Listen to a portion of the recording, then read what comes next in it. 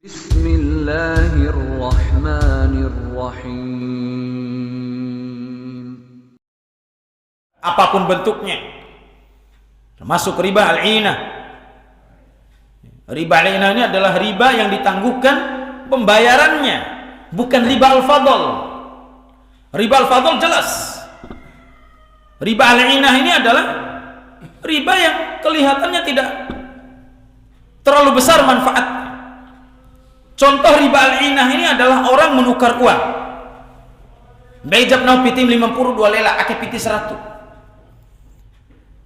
Bei ulu mentau piti 100 ya. Bei ulu. Kemudian selang beberapa waktu baru dikasih 2 lembar yang 50. Ini masuk riba al-'inah. Enggak boleh. Kalau kita tukar uang harus yadan biyadin, sawa'un bisawa'in. Cash sama besar, maka jual beli uang kalau mata uang itu sama, mulai di kerawib ketika lebaran, di terminal-terminal, bandara-bandara dan yang lainnya, ketoi biasanya piti untuk hagla, ake piti me piti 100.000, ake piti civim puru baru ribu, kena hasil 2.000. Ini riba. Ini jelas riba al-fadl. Riba al-fadl. Sekalipun dia cash di situ. Tapi riba al-'inah itu dia tunda pembayarannya. Dia tunda pembayaran sama besarnya. Contohnya kan ya, CP PT 100 loh, 100 dengan 100 tapi pecahan yang berbeda. Tunda pembayarannya, pengembaliannya, maka itu riba al-'inah. Bagaimana dengan riba al-fadl? Riba al-fadl itu ada tambahannya. CP 100 kembali 200, CP juta kembali 2 juta. Sebagaimana dilakukan oleh para rentenir sekarang ini.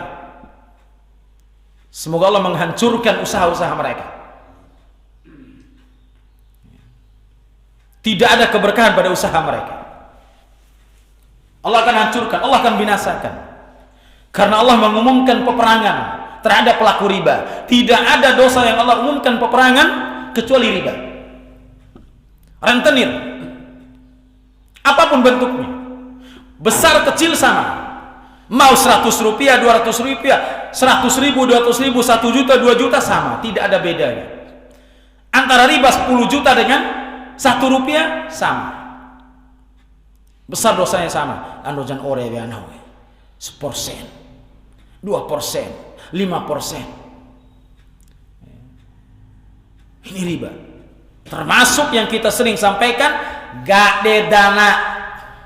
Ini sudah sering kita sampaikan. Ini riba. Ini bukan riba al-'inah, ini riba al-fadl. Gade dana, keramib don tau tolo. Pala muasa tadi, keuntungan anak kerawi nami. Gade nami, dan aku peipuan opiti. Gade itu hukum asalnya adalah pinjam meminjam. Lah ini ngupagi keuntungan. Ini hukum asal gade. Gak boleh kita kelola. Apapun alasannya, mau ridho orang yang punya lahan, tetap hukumnya tidak boleh. Karena keridhaan seseorang tidak melegalkan syariat.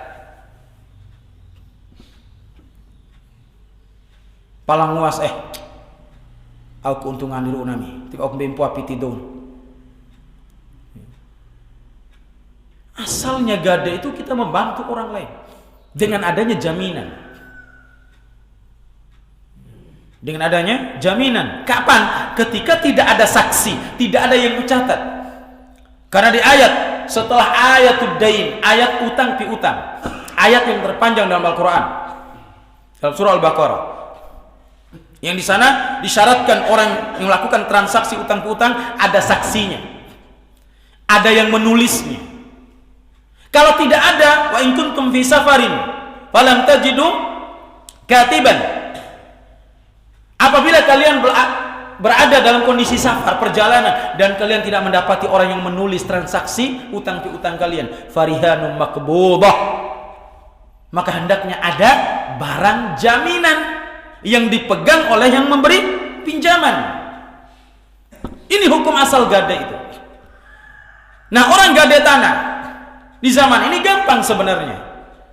Ada sertifikatnya, ini uang 10 juta, sertifikatnya ke sini. Berapa temponya? 1 tahun. 1 tahun Anda nggak bisa kembalikan, saya jual ini tanah, saya akan ambil uang saya. Misalkan sudah 1 tahun, ini uang 10 juta. 1 tahun nggak mampu bayar. Kalau bisa, kita kasih tunda, tunda. Kalau tidak bisa, kita harus dapatkan uang 10 juta itu, maka kita jual tanahnya. Katakan tanah itu harganya 50 juta. Kalau bisa kita jual separuh, seukuran 10 juta, itu lebih baik. Kalau tidak bisa, harus dijual semuanya, maka jual semuanya, ambil 10 juta, 40 juta dikembalikan pada pemilik tanah. Layu alim punya CP Bank, jaminan, mai sita lolo, umadau dengan harga sekian dan sekian, tanpa dikembalikan uang itu kepada, sisa uang itu kepada pemilik rumah atau pemilik tanah. Ini zalim.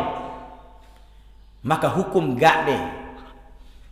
Kerawi batu sebedom tau piti, ini zalim di atas kezaliman. Ini riba. Demi Allah, ini riba. Apapun alasan mereka, sekalipun ridho orang yang memiliki tanah, tetap hukumnya riba.